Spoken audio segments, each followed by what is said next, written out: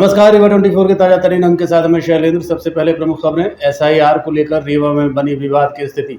माघ मेला के दौरान शंकराचार्य के ऊपर की गई कार्रवाई को लेकर कांग्रेस नेता ने बताया सनातन का अपमान।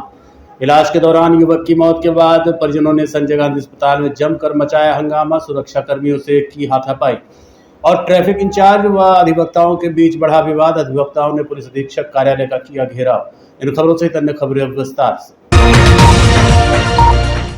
एसआईआर के दौरान रीवा में भी विवाद गहराने लगा है। स्थानीय जनप्रतिनिधियों ने इसे लेकर विरोध जताया है।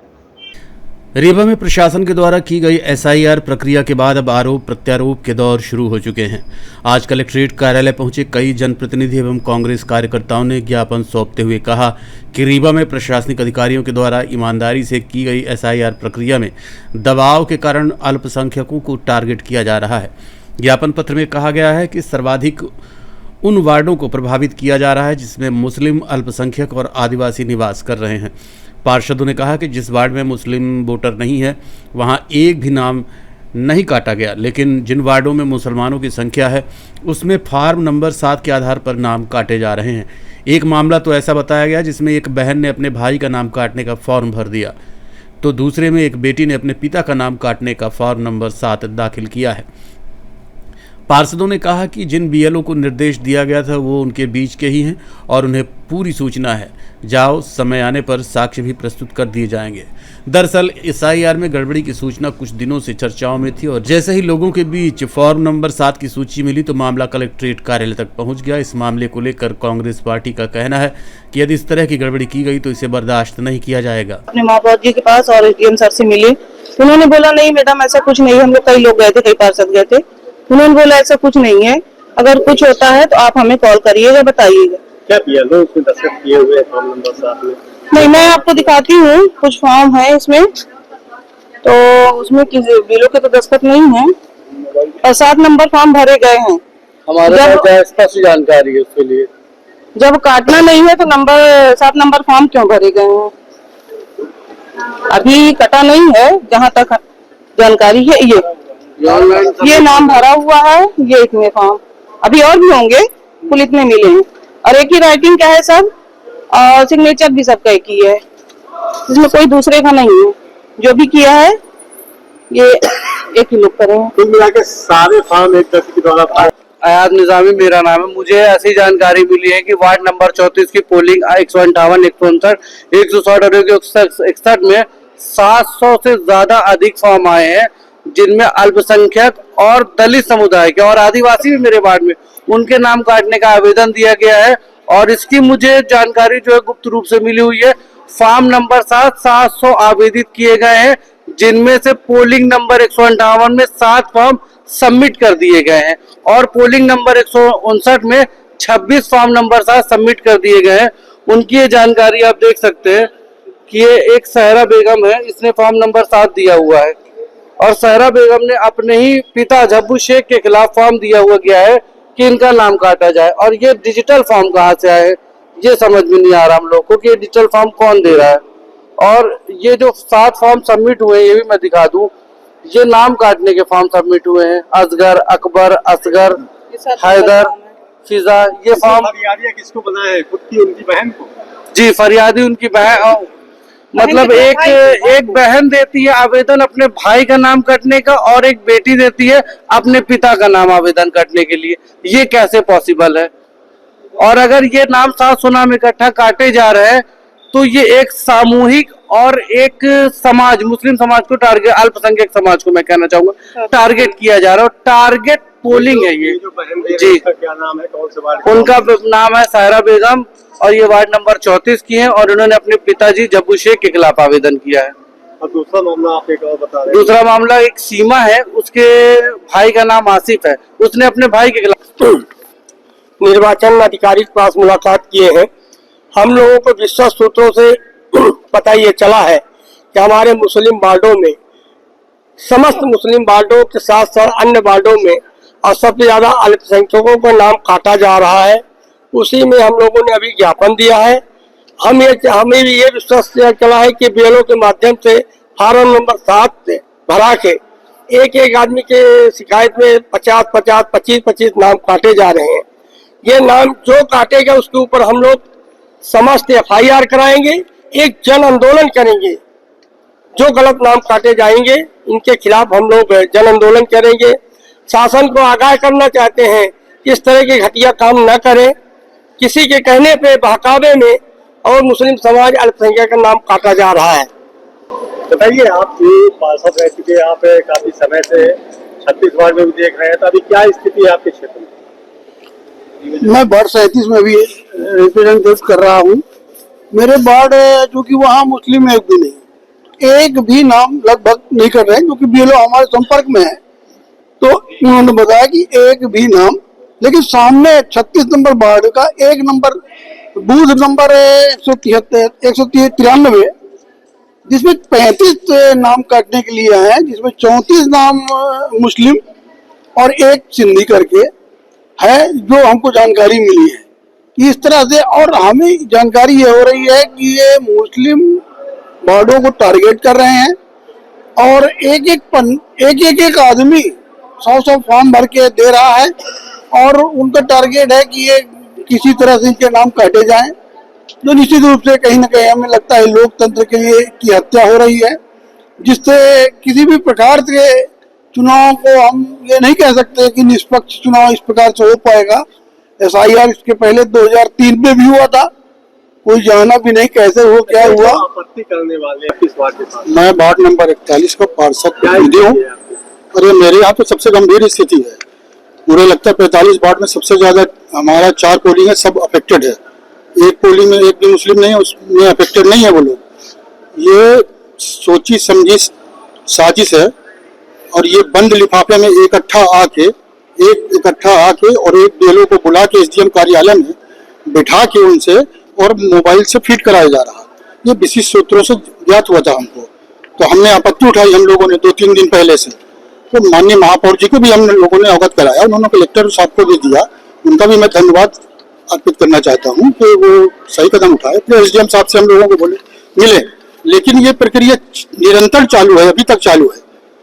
इसका ये जो नाम कट जाएंगे तो फिर जिम्मेदारी कौन लेगा? ये डर किसको है? नाम का डर सिर्फ अल्पसंख्यकों को है। मुस्लिम जितने बूथ हैं मुस्लिम के, उसी को अफेक्टेड कर रहे हैं ये लोग। ये कटवाना क्यों चाहते हैं? क्या डर किसको है? भाई भाजपा के लोगों को डर होगा। तो क्या आप ये कहना चाहते हैं कि शासन प्रशासन? बिल्कुल बिल्कुल मिली हुई भगत है। बंद लिफाफे में उनके पास आता है इकट्ठा 150 नाम आते हैं भैया, 150 नाम आते हैं और तुरंत BLO को बुला के दबाव बना। माघ मेला के दौरान प्रयागराज में शंकराचार्य के ऊपर की गई कार्रवाई को लेकर कांग्रेस नेता ने सनातन का अपमान बताया है। कांग्रेस नेता अनुपम तिवारी ने आज एक पत्रकार वार्ता के दौरान संबोधित करते हुए कहा कि 22 जनवरी को प्रयागराज में चल रहे माघ मेला के दौरान मौनी अमावस्या के दिन भाजपा सरकार के इशारे पर सत्य सनातन धर्म के सर्वोच्च सन्यासी अभिमुक्तेश्वरानंद सरस्वती जी को षड्यंत्र पूर्वक अपमानित किए जाने और उनके शिष्यों वयोवृद्ध संत महात्माओं के साथ बलपूर्वक प्रयोग कर मारपीट किए जाने, गिरफ्तार किए जाने की घोर निंदा करते हैं। सत्ता के अहंकार में डूबी सनातन और संविधान विरोधी भाजपा शंकराचार्य जी द्वारा कहे गए सत्य वचन और धर्माचरण के उपदेशों से बौखला कर अब साधु संतों के अपमान पर उतारू हो गई है। और क्या कहा कांग्रेस नेता ने, जानने के लिए आपको लिए चलते हैं पत्रकार वार्ता में। से रोका गया, ये पूरी तरह से सनातन का घोर अपमान है और साधु संतों का अपमान है। देखिए, शंकराचार्य और साधु संत ये समाज के, इस देश के सबसे ऊंचे पद में बैठने वाले लोग हैं और इनके आदेश, दिशा निर्देश और मार्गदर्शन में समाज, देश और सरकारें काम करती हैं। उनको इस प्रकार से रोकना, उनके तरह करना, इस तरह का अपमानजनक व्यवहार ये कभी भी स्वीकार्य नहीं है और हिंदुस्तान के, भारतवर्ष के इतिहास में ऐसा कभी नहीं हुआ कि एक शंकराचार्य जैसे महत्वपूर्ण आध्यात्मिक धार्मिक पद पर बैठे व्यक्ति के साथ यह हो। तुलसी बाबा कह के गए हैं, साधु अवज्ञा तुरत भवानी, कर कल्याण अखिल कै हानि। एक साधु और एक संत, एक सन्यासी के साथ इस प्रकार जिसने भी किया है, उसका राज्य सदैव के लिए नष्ट हो गया है। मैं इसकी घोर निंदा करता हूं और उस सरकार को, सरकार के लोगों को और जिन अधिकारियों ने, जिन लोगों ने इस तरह का व्यवहार किया है किसी के दिशा निर्देश पर, उन्हें माफी मांगनी चाहिए शंकराचार्य जी से, और उन तमाम अधिकारी कर्मचारियों के विरुद्ध कार्रवाई होनी चाहिए, और ये दुर्घटना, इस प्रकार की घटना दोबारा इनकी पुनरावृत्ति न हो, इस बात का ध्यान रखना चाहिए। सरकार उन्हें अभी नोटिस दी है कि शंकराचार्य आप है कि नहीं है, क्या वो बिल्कुल शंकराचार्य हैं, गलत नोटिस दिया गया है। और वहां के एक बहुत बड़े अधिवक्ता कल वहां खड़े होकर उन्होंने सारी बातें स्पष्ट कर दी हैं, और सरकार होती कौन है उनको नोटिस देने वाली? शंकराचार्य तो अपने आप में एक ऐसा पद है जो सरकार से भी बड़ा है, सरकार को कोई अधिकार नहीं है उनसे पूछने का। वो तो स्वामी दो पीठों के शंकराचार्य हैं, और उनके गुरु स्वामी स्वरूपानंद सरस्वती जी महाराज उनके प्रति अपनी लेख देकर गए हैं, पूरी तरह से उनको बना के गए हैं, उन पदों पर बैठा के गए हैं, वो उनके शिष्य हैं। किसी को अधिकार नहीं है ये पूछने का, वो है ही शंकराचार्य। और हम सब उनके सामने नतमस्तक हैं, और सारा समाज, सारे सनातन धर्म के लोग उनके सामने नतमस्तक हैं। और वो करते क्या हैं?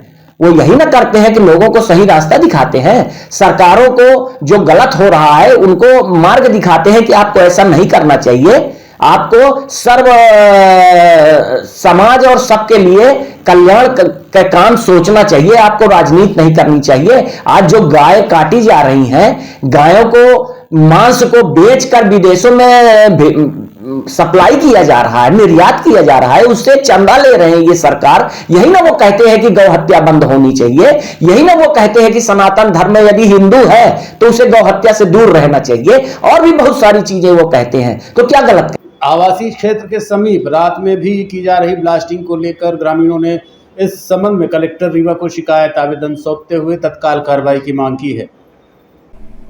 चौराठा थाना अंतर्गत ग्राम मधेपुर में आवासीय क्षेत्र के समीप रात में की जा रही ब्लास्टिंग को लेकर ग्रामीणों में भारी आक्रोश और भय का माहौल बना हुआ है। ग्रामीणों ने इस संबंध में कलेक्टर रीवा को शिकायत पत्र सौंपते हुए तत्काल कार्रवाई की मांग की है। स्थानीय लोगों का कहना है कि लगातार हो रही ब्लास्टिंग से वो दहशत में जीवन यापन कर रहे हैं और किसी बड़े हादसे का डर सता रहा है। ग्रामीणों ने प्रशासन से मांग की है कि मामले की तत्काल जांच कर दोषियों के खिलाफ सख्त कानूनी कार्रवाई की जाए।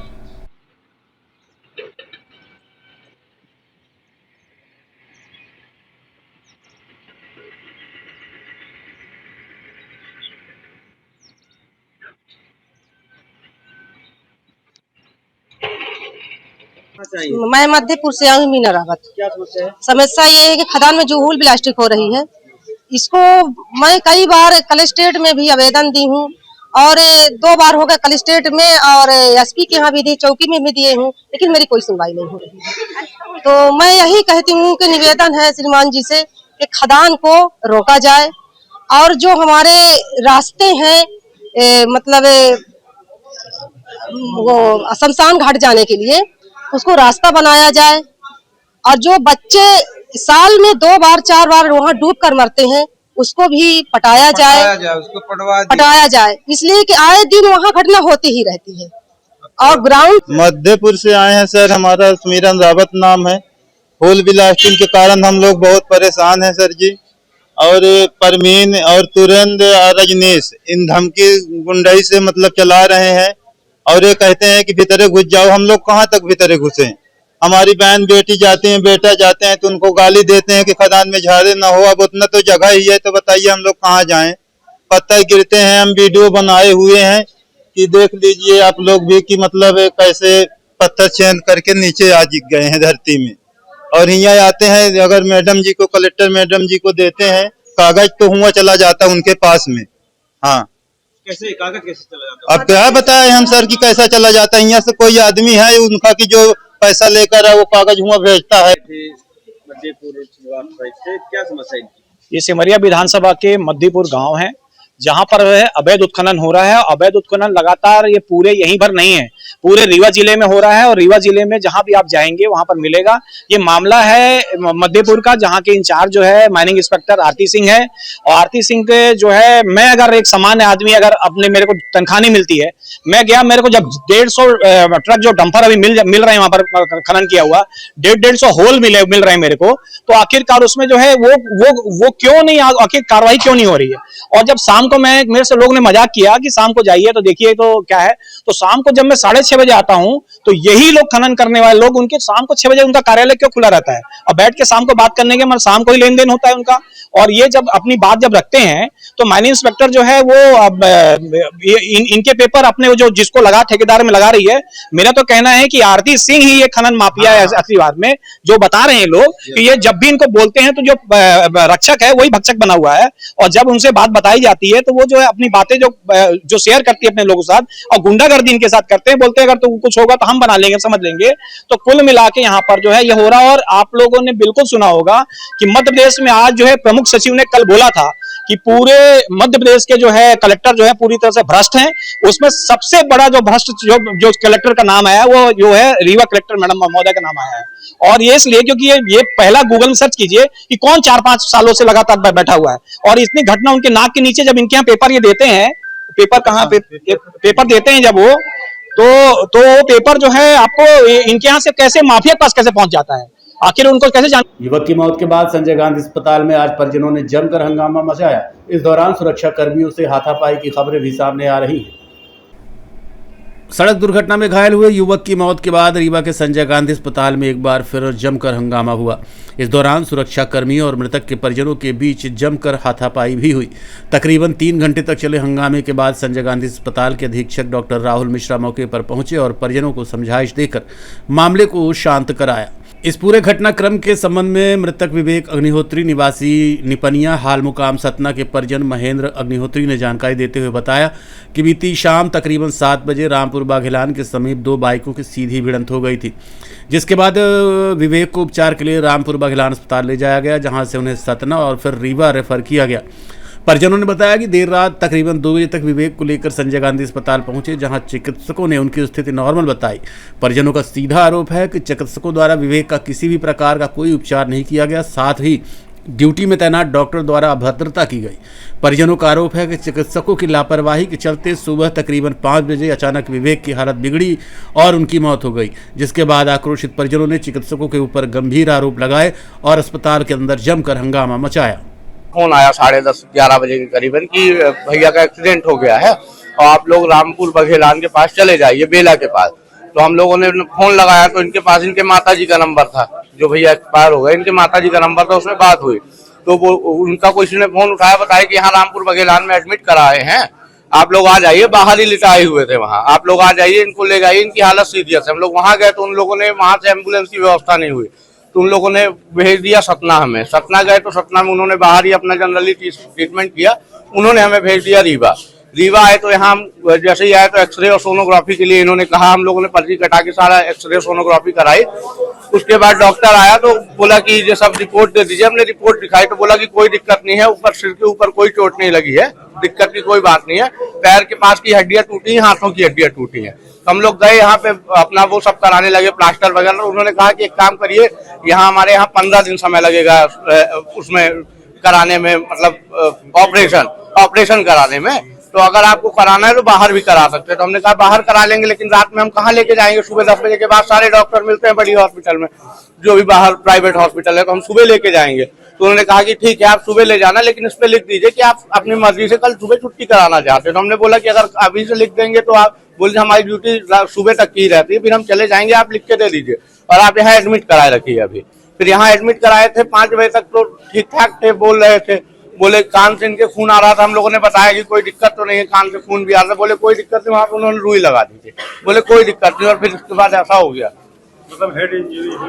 महेंद्र अग्निहोत्री सर, घटना ये हुई सर कि मेरा भाई था विवेक अग्निहोत्री, सतना जा रहा था, रामपुर बघेलान के पास बाइक से एक्सीडेंट हुआ। उसको हम लोग रामपुर बघेलान हॉस्पिटल ले गए, वहाँ कोई ट्रीटमेंट नहीं किए। दो नर्स थी, वो वीडियो बना रही थी, कोई ट्रीटमेंट नहीं हुआ। बोले सतना ले जाओ, हम सतना ले गए। सतना में भी बोले कि बहुत सीरियस है, ये अभी ख़त्म हो जाएगा, इसको तत्काल ले जाओ जहाँ ले जाना। हम लोग वहाँ से लेके यहाँ आए, डॉक्टर साहब को दिखाए 3:30 बजे, बोले पाँव फ्रैक्चर है, MRI हुई, एक्सरे हुआ, सब कुछ हुआ, पूरे हर जगह की CT स्कैन पूरा हुआ CT स्कैन। मेरा पेशेंट 7:20 तक एकदम सही था, हाथ पाँव चला रहा था, बोल भी रहा था थोड़ा थोड़ा। आधे घंटे के अंदर मेरा पेशेंट ख़त्म हो गया। अब डॉक्टर ये वो जो है वो हम लोगों के साथ बदतमीजी किया है, भाग गया है, आया नहीं। कोई बीमार है, खासकर डॉक्टर विमल ने अभी कहाँ पर भर्ती किए थे? भर्ती यहाँ से ले आए थे जी, 3:30 बजे जी। ट्रीटमेंट सही नहीं जी, कोई ट्रीटमेंट नहीं किए, बोले पाँव फ्रैक्चर हो गया है, प्लास्टर बंधवा लीजिए। फिर उसके बाद अब बोल रहे हैं कि उसकी पाँव की हड्डी टूट के नस में चली गई है, खून ऊपर नहीं जा रहा सर पे, इसलिए पेशेंट सीरियस है। अभी जाके MRI मशीन लगाए हैं और चुपचाप गुफ्तगू करके और वो भाग गया है ही नहीं। और हम लोगों का भी 8 बजे भगा रहा था, पेशेंट ले जाओ यहाँ खाली करो, ये है वो है, ये नहीं बताया कि आपका पेशेंट खत्म हो रहा है कि नहीं है। देखते रहिए Rewa 24 news city cable network. मिलते हैं छोटे से ब्रेक के बाद। शर्मा की दुल्हन जब ब्याह के आई, संगरी बाज रसहारी में आई, छावे नाम शोर नाइन का गरमा, हाय रे सर नाइन का गरमा, हाय रे सर नाइन का गरमा। शर्मा ने बहन का ब्याह रचाया, रीवा जुलूस का सब कैसे ले आया, बन गया वो मिसराइन का गरमा, हाय रे मिसराइन का गरमा, हाय रे मिसराइन का गरमा। मिसराइन का बेटा अफसर बन गया, पत्नी के गले में आना चमक गया, बन गया वो अफसराइन का गरमा, हाय रे अफसराइन का गरमा, हाय रे अफसराइन का गरमा। सरमाइन की बिटिया डोली चढ़ गई, हार पे डायमंड की रोशनी जग गई, बन गया बहुराइन का गरमा, हाय रे बहुराइन का गरमा। रीवा से लेकर गिंधी तक खाया है, शादी में रीवा जुलूस का नाम आया, सीढ़ी दर सीढ़ी गुस्सा से जगाया, रीवा जुलूस में हिस्सा निभाया। कोई ब्याह कराए या न कराए, हाय पर गहना बनाए तो रीवा जुलूस से बनाए। ट्रैफिक इंचार्ज और अधिवक्ताओं के बीच इन दिनों खींचतान चल रही है, जिसे लेकर आज अधिवक्ताओं ने पुलिस अधीक्षक कार्यालय का घेराव करते हुए कार्रवाई की मांग की। रीवा के अधिवक्ताओं में इन दिनों रीवा के ट्रैफिक थाना इंचार्ज के खिलाफ भारी आक्रोश व्याप्त है। ट्रैफिक इंचार्ज द्वारा अधिवक्ताओं के खिलाफ की गई कार्रवाई के विरोध में आज अधिवक्ता संघ के जिलाध्यक्ष और मध्य प्रदेश के बार काउंसिल के सदस्य अखंड प्रताप सिंह के नेतृत्व में अधिवक्ताओं ने पुलिस अधीक्षक कार्यालय का घेराव करते हुए कार्रवाई की मांग की है। आरोप है कि ट्रैफिक इंचार्ज अनीमा शर्मा के द्वारा अधिवक्ताओं के खिलाफ द्वेषपूर्ण कार्रवाई की जा रही है। उन्होंने कहा कि एक अधिवक्ता के साथ मारपीट की गई और उल्टा मुकदमा करा दिया गया। इसी तरह से दूसरे अधिवक्ता के खिलाफ भी कार्रवाई की गई। फिलहाल ट्रैफिक इंचार्ज के खिलाफ आक्रोशित अधिवक्ताओं ने पुलिस अधीक्षक से कार्रवाई की मांग की है और कार्रवाई न होने पर बड़े आंदोलन की चेतावनी दी है। आज आप लोग यहाँ ज्ञापन देने आए, पूरा शहर का अधिवक्ता एक ट्रैफिक इंचार्ज से परेशान है। उसका नाम शायद अनीमा शर्मा है। एक वकील को उसने इतना बदतमीजी से मारा पीटा है, उसके खिलाफ फर्जी मुकदमा भी कायम किया, वो हॉस्पिटलाइज हो गया। एक घटना उसने की प्रकाश चौराहे में वकील के साथ, और वकीलों से पता नहीं उसको क्या एलर्जी है। अभी कोर्ट कैंपस में जितनी घटना हुई उसकी जवाबदार इकलौती वही है, कोई दूसरा है नहीं। तो हम लोग एसपी साहब को ज्ञापन देने आए थे कि या तो आप कार्रवाई कर दो और नहीं तो हमारी कार्रवाई में फंस जाएगी तो बहुत बुरा होगा। यही बताने आए थे कि आप इनके खिलाफ कार्रवाई करो। अभी जो न्यायालय में घटना हुई कारण वही बनाई गई थी, उन्हीं के कारण शायद। हाँ ठीक है, लेकिन बुलाने वाले ने ये नहीं कहा था कि बदतमीजी करना, वकीलों से गाली गलौज करना। थोड़ी बोला था कि सायरन बजाना तो और हूटर बजाना और जब कोई पूछे तो गाली देना, ये तो नहीं कहा गया था। बदतमीजी करने को थोड़ी बोला गया था। अभी तक आप लोग क्या चाहते हैं अभी? अरे वो जो वकील के खिलाफ रिपोर्ट नहीं लिखी जा रही और उसके खिलाफ मुकदमा किया है, उस पर उचित कार्यवाही करके हमको बताएं। फर्जी मुकदमा समाप्त करिए, उसने जो अपराध किया उसके खिलाफ मुकदमा पंजीबद्ध करिए, तब तक उसको लाइन अटैच करिए। देखिए मैं निकल जाऊंगा, मैं पूरा रोड ही खाली था, तो उनके यहाँ से एक आरक्षक कोई उतरता है गाड़ी से, बोलता बहस कर रहे हो, और उसने मेरे को झपड़ मार दिया। तो मैं गाड़ी वहीं खड़ी कर दी, गाड़ी के पीछे नहीं जाएगी। तो उन्होंने थाने से फोन लगाया, बोला आपकी गाड़ी टो करवाएंगे अब हम, और चालानी कार्रवाई करेंगे। हम कहा बिल्कुल आप चालानी कार्रवाई करवाइए, आज के डिजिटल जमाना है, आप फोटो खींच रही, आपको लगता है रॉन्ग साइड है सारी चीजें, चालान अपने आप मेरे पास आ जाएगा। उसके बाद भी उन्होंने नहीं माना, उन्होंने थाने से पुलिस वालों को बुलवाया, फिर मेरे को मेरी गाड़ी को टो करवाया, मुझको उठवाया, थाने ले गए, ब्लाइंड स्पॉट पे मारपीट किया और फर्जी मुकदमा मेरे नाम से कायम करवा दिया। और फर्जी मुकदमा कायम करवाने के बाद में वो जो है तो बिछिया थाने जब ले जा रहे थे मेडिकल के लिए, तो वो भी अलग थ्रेट दे रहे थे कि तुमको नदी में फेंक देंगे, तुम्हारी हत्या हो जाएगी, तुम्हें पता भी नहीं चलेगा, लाश नहीं मिलेगा, इस टाइप की बातें कर रहे थे मेरे से। तो ये थ्रेट कंटिन्यू चल रहा था लगातार, मारपीट किया। और सबसे बड़ी बात ये थी, जब से मैंने उनको बताया कि मैं अधिवक्ता हूँ, तो उन्होंने एक ही लाइन बोला मेरे को, लात रखा मेरे कोर्ट को, बोलते हैं कि काली कोट वाले जो है वो हमारे लात के नीचे रहते हैं, यदि हमको सस्पेंड करवाओगे तो 1 या 2 महीने में हमें कोई ना कोई नया थाना मिल जाएगा। पता नहीं क्यों काली कोट वालों से चिढ़ती है। ये है थाना प्रभारी यही है एनिमा शर्मा मैडम, और वेद प्रकाश मिश्रा जो आरक्षक था, और हरिओम पांडे जो गाड़ी चालक था। ये 3 लोगों ने मेरे साथ मारपीट की, जिसमें से वेद और हरिओम पांडे ने सबसे ज्यादा मेरे साथ मारपीट की। देखते रहिए Rewa 24 news city cable network. मिलते हैं छोटे से ब्रेक के बाद।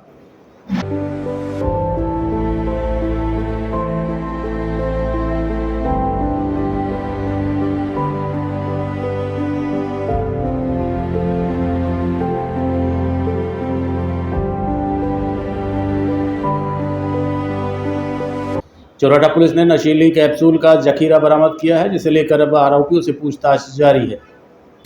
जैसे जैसे पुलिस हाईटेक होती जा रही है, वैसे वैसे शातिर अपराधी नए नए तरीके निकाल रहे हैं। ताजा मामला चौराठा थाना क्षेत्र से आया है, जहां अपराधियों ने नशीले पदार्थों की बिक्री के लिए कुरियर को ही माध्यम बना डाला। घटना के संबंध में मिली जानकारी के अनुसार 19 जनवरी को पुलिस को मुखबिर द्वारा सूचना मिली कि नीम चौराहे तरफ से एक बोलेरो में कुछ आरोपी नशीली कैप्सूल लेकर करहिया की ओर आ रहे हैं। पुलिस ने घेराबंदी करते हुए बोलेरो से काफी मात्रा में नशीली कैप्सूल बरामद की। उसके बाद आरोपियों की निशानदेही पर घर से भारी मात्रा में नशीली कैप्सूल बरामद की है। पुलिस के अनुसार आरोपी अहमदाबाद से कुरियर के माध्यम से यह व्यवसाय करते थे और फुटकर में फिर रीवा में बेचा करते थे। पुलिस ने आरोपियों को गिरफ्तार कर अब गहन पूछताछ शुरू कर दी है। पकड़ा, क्या है पूरा मामला? आप सभी को पता है कि रीवा जोन के पुलिस महानिरीक्षक महोदय के द्वारा ऑपरेशन प्रहार 2.0 नशे की तस्करी के विरुद्ध चलाया जा रहा है। उसी श्रृंखला में थाना चौराठा को भी सफलता प्राप्त हुई है। 19 जनवरी को मुखबिर ने बताया, मुखबिर सूचना मिली कि नीम चौराहा तरफ से एक बोलेरो वाहन में 2 व्यक्ति नशीली टैबलेट लोड करके और करहिया की तरफ लेके आ रहे हैं। सूचना का हमने सत्यापन किया, सूचना सही पाई गई और करहिया नंबर 1 में एक मकान के बाहर से हमें बोलेरो वाहन प्राप्त हुआ। बोलेरो की हमने तलाशी ली, 2 व्यक्ति उसमें मिले। उनके कब्जे से हमें अल्प्राजोलम टैबलेट और ट्रामाडोल कैप्सूल हमने बरामद की है, जो कि NDPS एक्ट के अंतर्गत जो है प्रतिबंधित है, दंडनीय कृत्य है। और उनकी निशानदेही पर हमने उस मकान के अंदर से भी अल्प्राजोलम टैबलेट और ट्रामाडोल कैप्सूल बरामद किए हैं। पूछताछ में ये जानकारी हमको मिली है कि ये जो पकड़ा गया माल है वो अहमदाबाद से बुक हुआ था, कुरियर के माध्यम से रीवा तक आया और रीवा से इन्होंने कुरियर से प्राप्त करके अपने बोलेरो के माध्यम से लेकर आ रहे थे और घर से ये विक्रय करते हैं। ये कब से कर रहे थे? ये इन्होंने बताया है कि ये काफ़ी समय से काम कर रहे थे। अभी इन्वेस्टिगेशन क्योंकि इसमें चल रहा है और इसमें और भी जो है कौन कौन इसमें इन्वॉल्व है और ये पूरा क्या नेटवर्क है, इसका हम लोग जो है पता लगा रहे हैं। 2 आरोपी हमने गिरफ्तार किए हैं और क्या है? और इसमें अभी जो दवाइयाँ हैं वो उनके इनवाइसेस हमें बरामद हुए हैं, तो हम उनकी जांच करवा रहे हैं कि वो इनवाइसेस सही हैं, उनकी क्या सत्यता है, क्या उनका जो है आगे किन किन लोगों से वो लिंक है। 4 व्हीलर की भी हम इन्वेस्टिगेशन कर रहे हैं कि उसका मालिक कौन है, कौन उसके जो है किसके स्वामित्व। मुख्य चिकित्सा अधिकारी को लेकर एक बार फिर विवाद की स्थितियां बन रही हैं। देखिए ये रिपोर्ट। मध्य प्रदेश हाईकोर्ट जबलपुर ने याचिका क्रमांक 1587/2026 में 16 जनवरी 2026 को आदेश पारित किया है। आदेश के अनुपालन में जिला स्वास्थ्य अधिकारी डॉक्टर RB चौधरी ने शासन को पत्र लिखकर स्पष्ट किया कि वो विभागीय वरिष्ठता के आधार पर जिला रीवा के मुख्य चिकित्सा एवं स्वास्थ्य अधिकारी का प्रभार संभालने के पात्र हैं। पत्र में यह भी उल्लेख है कि पूर्व में अस्थायी प्रभार संबंधी आदेश को हाई कोर्ट में चुनौती दी गई थी, जिस पर अब न्यायालय ने निर्णय सुना दिया है। साथ ही अदालत के आदेश का पूर्ण पालन सुनिश्चित करने की बात कही गई है।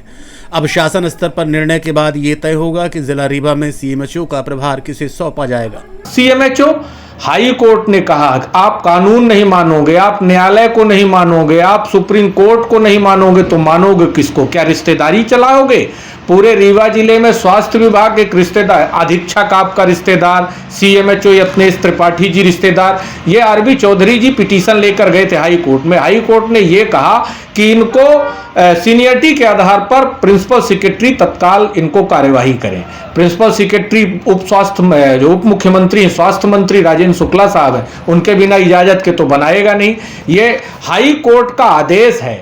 आप हाई कोर्ट के आदेश को दरकिनार करते हुए अपने रिश्तेदारों को पूरा काकस आवेग बना रहे हो, एक आप अपना दायरा बना रहे हैं कि जो भी स्वास्थ्य विभाग में अधिकारी होगा, मलाईदार पद पर होगा, वो क्या राजेंद्र शुक्ला साहब का रिश्तेदार ही होगा, या तो फिर मध्य प्रदेश की भाजपा सरकार जो डबल इंजन की सरकार है, ये सब संविधान को किनारे कर चुकी है, ये नियम कानून को किनारे कर चुकी है और यहाँ के नेता सर्वोपरि हैं। अभी सुप्रीम कोर्ट ने एक मामले में विजय शाह जी को कहा, उसको नहीं हटा रहे हैं। इंदौर में कैलाश विजयवर्गीय जी के मामले में 25 हिंदू मारे गए, उस पर नहीं कर रहे हो आप। और यहाँ देखिए रीवा में भी संजय गांधी अस्पताल में बलात्कार की घटना हुई, वहां एक बच्चा जल गया, पानी चढ़ा दिया गया गर्भवती महिलाओं को, गर्भवती महिलाओं की ज्योति चली गई, इसके बावजूद आप रिश्तेदारी निभा रहे हैं। मैं तो राजेंद्र शुक्ला साहब को कहना चाहता हूं कि ये जनता से खिलवाड़ मत करिए, रिश्तेदारी मत निभाइए।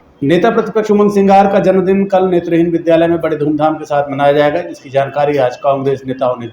नेता प्रतिपक्ष उमंग सिंघार का जन्मदिन कल यानी 23 जनवरी को बड़े ही धूमधाम के साथ यमुना शास्त्री नेत्रहीन विद्यालय में मनाया जाएगा, जहां आज से ही 24 घंटे का अखंड मानस पाठ आरंभ किया गया है। जबकि मुख्य समारोह कल आयोजित होगा, जहां सामूहिक भोज के साथ अन्य कार्यक्रम आयोजित किए जाएंगे। इस दौरान विद्यालय के छात्र छात्राएं और आयोजक इस कार्यक्रम में उत्साहपूर्वक हिस्सा लेते दिखाई दिए।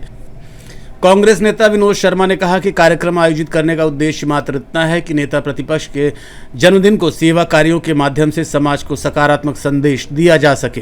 सबसे पहले मैं आप सबको यह बताना चाहता हूं कि हमारे नेता प्रतिपक्ष उमंग सिंघार जी का कल जन्म दिवस है। तो रीवा के इस यमुना प्रसाद शास्त्री स्थित दृष्टिबाधित जो स्कूल है, यहाँ पे अखंड हनुमान चालीसा लगभग जो 24 घंटे चलेगा और ये बच्चे ही यहाँ पे इसका कार्यक्रम कर रहे हैं। और कल एक यहाँ विशाल भंडारा अपने नेता के जन्मदिन पे होगा। तो यही एक बड़ा एक कार्यक्रम है और हमने ये सोचा कि लोग जो है इधर उधर बहुत सारी जगह होती हैं, पर एक नेता वो थे यमुना प्रसाद शास्त्री जिन्होंने ऐसे लोगों के लिए सोचा जो वास्तव में वंचित तबके से आते हैं। तो दूसरा वही हमारे जो नेता उमंग सिंघार जी हैं, जो नेता प्रतिपक्ष हैं, उनकी भी सोच ये है कि हम उन लोगों तक पहुँचें जो शोषित हैं, वंचित हैं। तो ऐसा तबका, ऐसे लोग ये दृष्टिबाधित तो हैं, पर जब हम इनसे मिले तो इनकी जो सोच है, इनकी जो योजना है, इनकी जो देश के लिए एक समर्पण की भावना है, वो बहुत ही हटके है।